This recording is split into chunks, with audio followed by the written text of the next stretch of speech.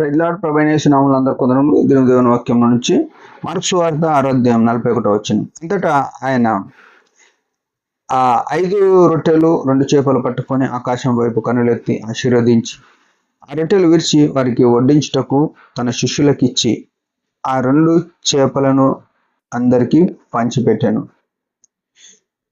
వారందరూ తిని తృప్తి పొందిన తర్వాత మిగిలిన చేపలను రొట్టె ముక్కలను 12 గంపలు ఎత్తిరి.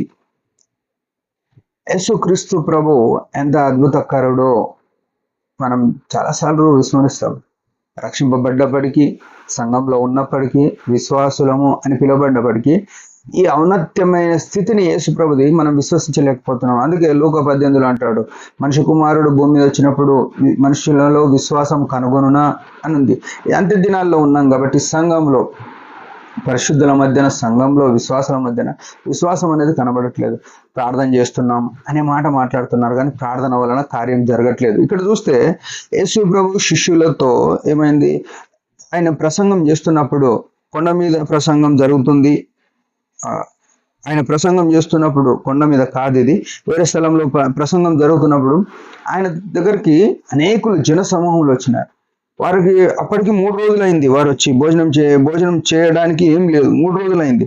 అయితే యేసుప్రభు ఏమన్నాడు, నేను వారి యందు కనికరపడుతున్నాను కాబట్టి మీరే ఆయనకు వారికి ఆహారం పెట్టండి అని చెప్పినాడు. శిష్యులు అన్నారు, వీరికి ఒక్కొక్కరికి కొంచెం కొంచెం తీసుకోవాలనుకున్న 200 దేనారాల ఆహారం వీళ్ళకు సరిపోతుందో లేదో మాట్లాడారు. అయితే యేసుప్రభు ఏమన్నాడంటే, మీ దగ్గర ఉన్న ఆహారం యేసుప్రభుకు తెలియదా? సమస్తం తెలుసు.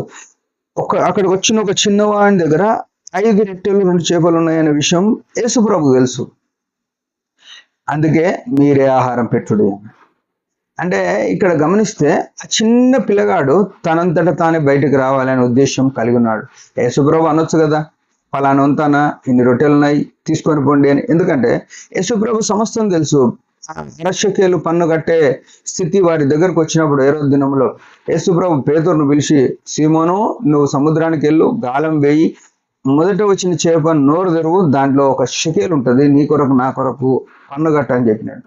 ఇంత సూక్ష్మమైన విషయం, ఎక్కడో సముద్రంలో ఉన్న విషయం, సముద్రంలో చేప నోట్లో ఉన్న నాణ్యమును గుర్తుపట్టిన యేసు ప్రభు ఈ వచ్చిన జన సమూహములో ఆ వచ్చిన వాళ్ళ దగ్గర ఎవరి దగ్గర ఏముందో యేసు ప్రభుకు తెలుసు. అయితే ఈ రొట్టెల విషయం తెలుసు కానీ ఆయన ఎప్పుడు కానీ గుర్తుపెట్టుకోవాలి, నీ దగ్గర ఎంత ధనం ఉన్నా, నా దగ్గర ఎంత ఆస్తి ఉన్నా, నీవు నేను ఇస్తే తీసుకుంటాడు ఆయన. నువ్వు నేను ఇయ్యాలి ఆయన, ఇది కోరుతాడు ఆయన. ఇది మనం ఎన్నిసార్లు గుర్తుపెట్టుకోవాలి. నాకే ఉన్నది అవసరం అంటే నీ అవసరం ఇంకో రకంగా తీర్చగలుగుతాడు ఆయన. మన అవసరం ఇంకో రకంగా తీర్చగలుగుతాడు. రక్షింపబడ్డప్పుడు దేవుని సంఘంలో, దేవుని పరిశుద్ధుల మధ్యన, పరిచర్యలో ఏమైనా అవసరం ఉంటే మనం ఎట్లా సహకరించాలి. నిన్న బైబిల్ స్టడీలో నా దైవజనుడు అదే మాట మాట్లాడినాడు. ఏమనంటే సహకారుల పేర్లు కూడా జీవ గ్రంథం ముందు రాయబడ్డాయి. దేవుని పనికి మనం ఏ రకంగా సహకరిస్తున్నాం? కొందరు ఊగడానికి సహకరిస్తారు, కొందరు పాడడానికి సహకరిస్తారు, కొందరు సువార్తకు సహకరిస్తారు, కొందరు డబ్బు సహకరిస్తారు. ఏదన్నా ఉందా మన సహకారం? చాలా ప్రాముఖ్యమైనది. ఇక్కడ ఈ బాబు 2 రొట్టెలు 5 రొట్టెలు 2 చేపలు ఇచ్చినాడు. ఇది మాట మనం గుర్తుపెట్టుకోవాలి.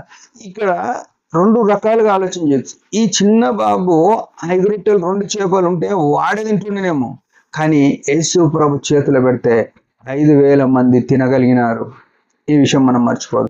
అంటే మన దగ్గర ఉన్నది కొంచెమే, దాన్ని ప్రభు చేతిలో పెడితే అది అనేకులకు ఆశీర్వాదకరంగా అవుతుంది. అది గుర్తుపెట్టుకోవాలి. ఇంకో మాట, అక్కడ 12 గంపలు ఎందుకు మిగిలినాయని అంటే నాకు అనిపించిన విషయం ఏంటంటే, ఆయన శిష్యులు అనుకున్నారేమో అందరికీ మేమే పంచి పెడుతున్నాం, మాకేమి లేదు అని అనుకున్నారేమో. శిష్యుల కొరకు మనిషికి 1 గంప ఎత్తి పంపించినాడేమో యేసు ప్రభు అని అర్థం ఇస్తుంది. ఇంకో మాట, వాడు తెచ్చినోడు 5 రొట్టెలు తెచ్చినాడు కదా, 12 ఇచ్చి పంపియండి అని యేసు ప్రభు చెప్పినాడేమో. ఈ 2 విషయాలు గుర్తుపెట్టుకోవాలి. ప్రియమైన వాళ్ళారా, ప్రభు అయిన యేసుక్రీస్తు ప్రభు ఆయన చేతిలో మనం ఏది పెట్టినా అద్భుతం చేస్తాడు. మన సమస్యలు ఎంత, మనం ఆయన దగ్గర పెట్టే విషయంలో, ఆయన ఎందుకు విశ్వసించే విషయంలో తప్పిపోతున్నాం అనే విషయం గుర్తెరిగి ఆత్మతో సత్యంతో ప్రార్థనలో దేవుని మహిమ కొరకు ఆయన మీద ఆధారపడి జీవిద్దాం. దేవుడి మాట దించిన చిన్న ప్రార్థన. పరమ తండ్రి యేసు ప్రభు నామములో ఉన్న 4 ఉదయకాలం ఇచ్చిన ఆశను బట్టి స్తోత్రములు. నీ బోధన బట్టి, నీ యొక్క ఆశ్చర్యకరమైన స్థితిని బట్టి స్తుతిస్తున్నాం. బాబు, నీ చేతిలో పెట్టిన 5 రొట్టెలు 2 చేపలు 5,000 మందికి పరిచిన దేవుడో, 12 గంపలు మిగిలిటట్టు చేసిన దేవుడో, సమస్యలను కూడా నీ పాదాల చెంతకు తెస్తాం, నీ చేతుల్లో పెడతాం.